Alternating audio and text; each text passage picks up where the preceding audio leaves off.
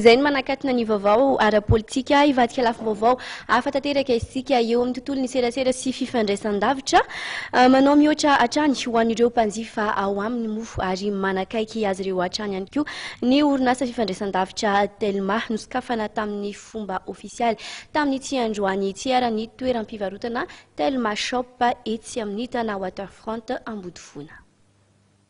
Toeram-pivarotana Telma Shop 470 no nosokafana tamin'ny fomba ofisialy androany tetsy amin'ny Tana Water Front Ambodivona. Misy ireo tolotra rehetra tahaka ny amin'ny Telma Shop rehetra ny eto.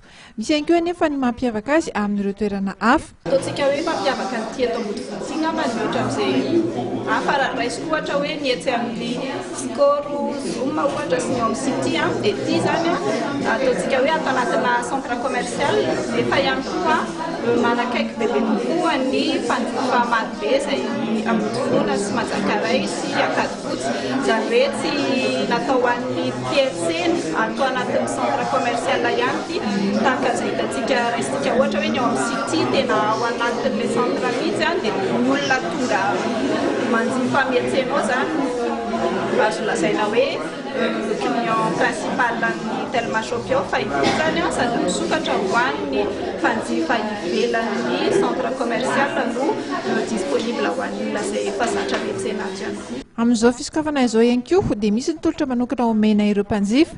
Rarotinay ny fisokafan'ity hanomezana an'ilay roa volana maimaimpoana ho an'ny client izay tonga maka abonnement ADSL amin'ity volana. Telma Shop fa 770 manerana nosy moa ity nisokafana androany ity. Ato ato dia mbola manana eritritra ny hanokana toerana hafa ny ao amin'ny Telma tanjona ny anakaiky hatrany ireo mpanjifa.